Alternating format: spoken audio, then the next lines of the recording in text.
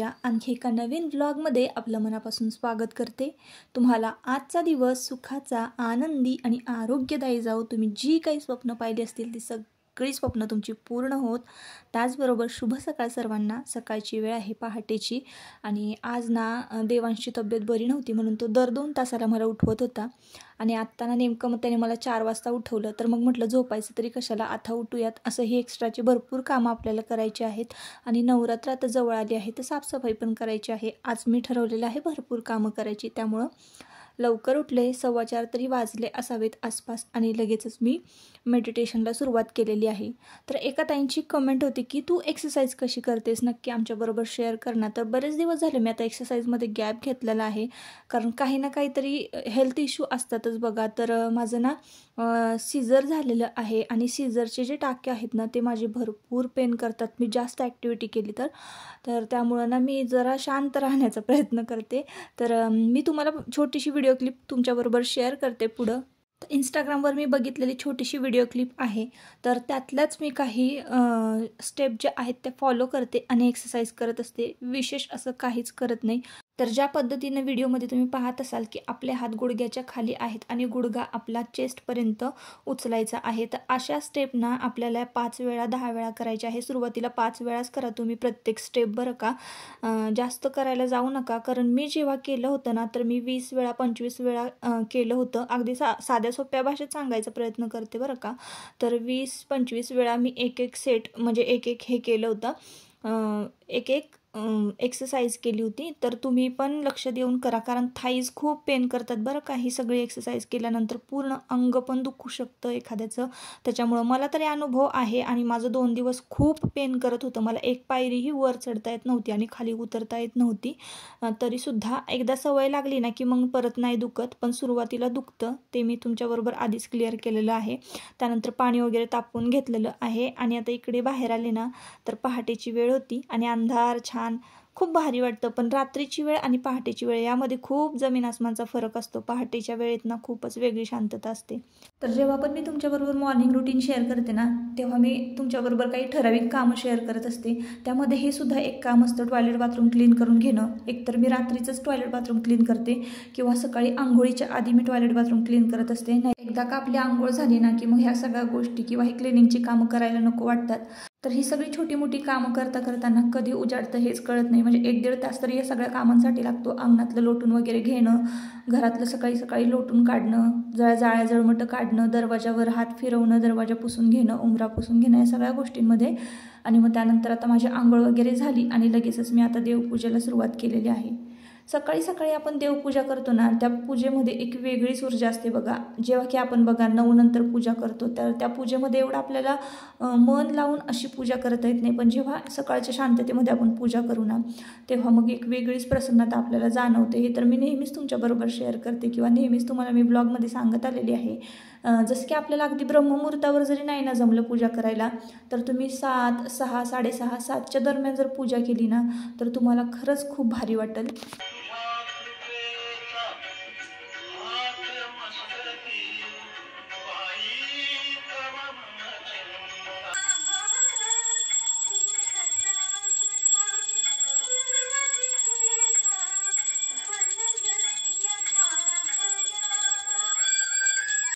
चला आता माझी देवपूजा झालेली आहे। तर सकाळी भोपाळी गाणी लावली ना वातावरण पण एकदम मस्त होऊन जातं आणि सकाळी देवपूजा झाल्यानंतर जी काही आपल्याला एनर्जी मिळते ना दिवसभर काम करण्यासाठी, एकदम मस्त अशी दिवसाची सुरुवात आता झालेली आहे। तर अशा पद्धतीनं दिवसाची सुरुवात तुम्ही कधीतरी करून बघा, तुम्हाला पण खूप भारी वाटेल। तर आज ना देवपूजेला फुलं वगैरे नव्हती, तर गेले काही दिवस ना आमच्याकडे दिवसभर पाऊस पडतोय, त्याच्यामुळं ना काय होतं मी केस पण धुतली नव्हती बरेच दिवस झालं।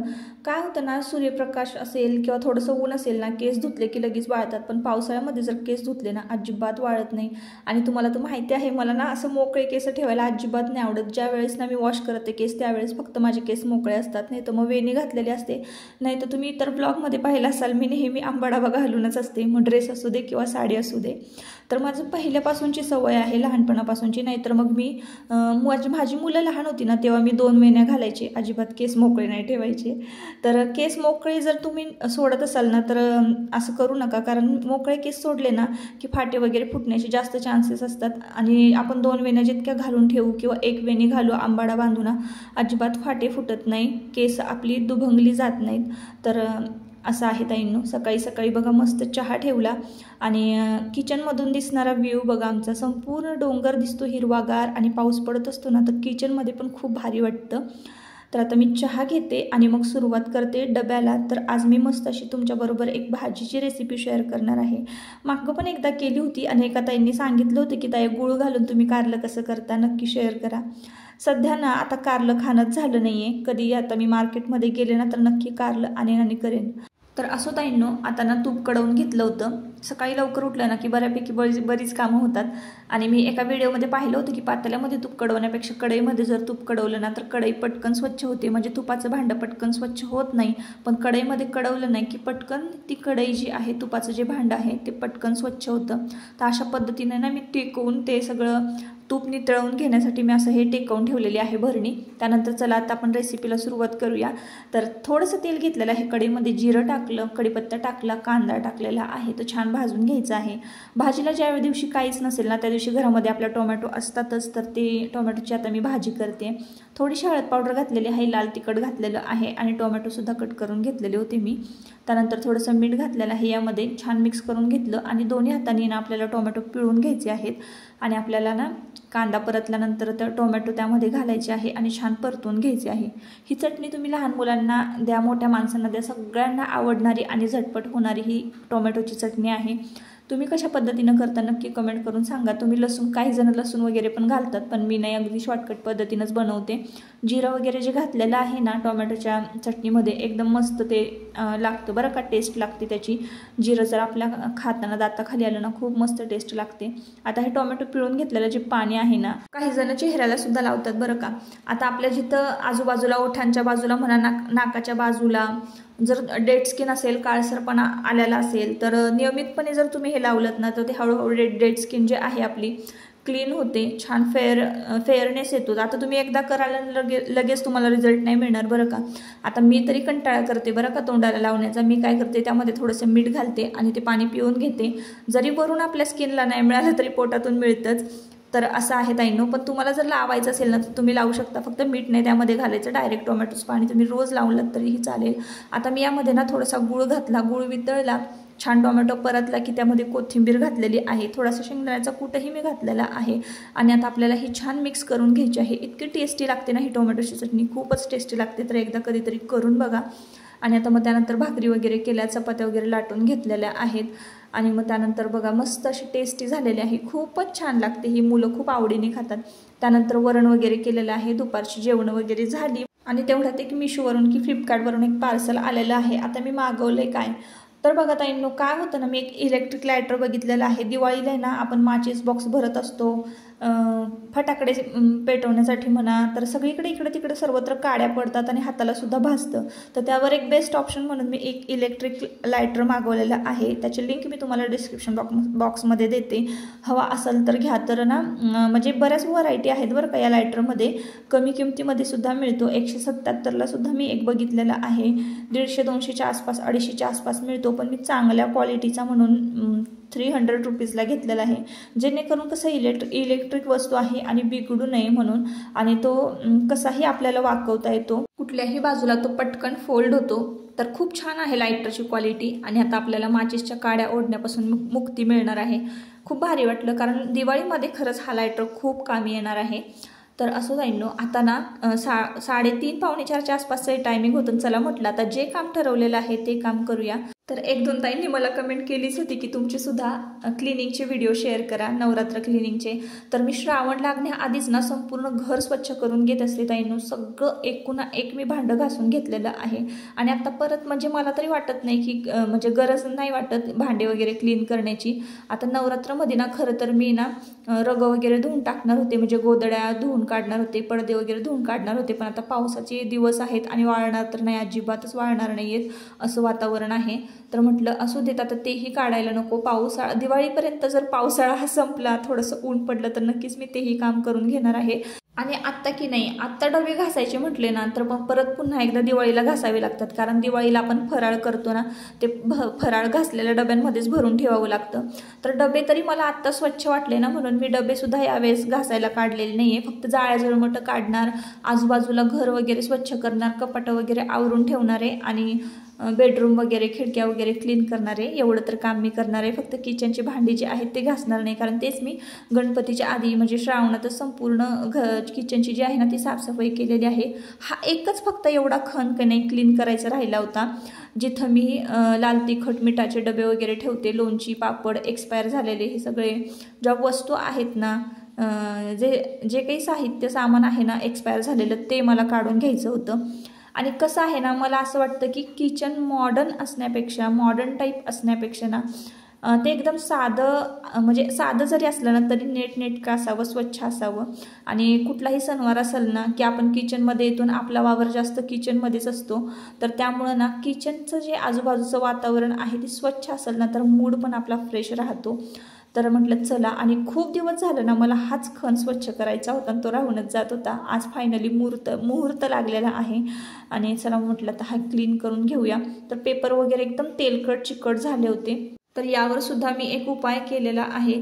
तर ना माझ्या साफसफाई करताना इथं भरीत असतं ना, विदर्भात जे मोठं वांगं मिळतं भरताचं, त्याच्या बी सापडल्या, तर म्हटलं चला ह्या बी लावून घेऊया, म्हणजे रोपं टाकून घेऊया. जर रोपं ही वांग्याची उगवलीत तर मग मी दुसरीकडं कुठेतरी लावेन अशा विचाराने मला ते सापडल्या. म्हटलं इकडे तिकडे सांडून जाण्यापेक्षा ना आधी लावून घेऊया, म्हणून मी इथं त्या मग बी टाकायला आले होते. आता पहिल्यांदा कुंडीत टाकते आणि मग उगवल्या की मग छान असं गार्डनमध्ये लावून देईन, म्हणजे आपल्याला छान भरीतसुद्धा खायला मिळेल.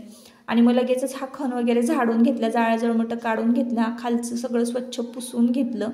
तेवढ्यात काय संध्याकाळ होतच आली होती आणि रात्र झालीच होती, म्हणजे अंधारच पडत आला होता.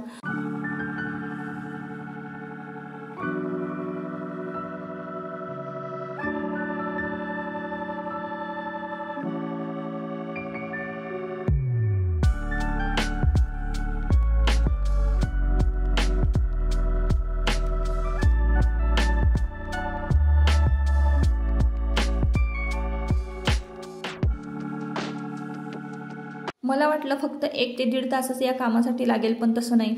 भरपूर घाण झाली होती आणि प्रत्येक प्लास्टिकचा एक डबा मला घासून काढायचं होतं. काचेचे कंटेनर होते ते सुद्धा घासून काढायचे होते. आणि भांडे घासायचं म्हटलं की नाही वेळ लागतो आणि त्यात संध्याकाळचा सुद्धा स्वयंपाक करायचा होता.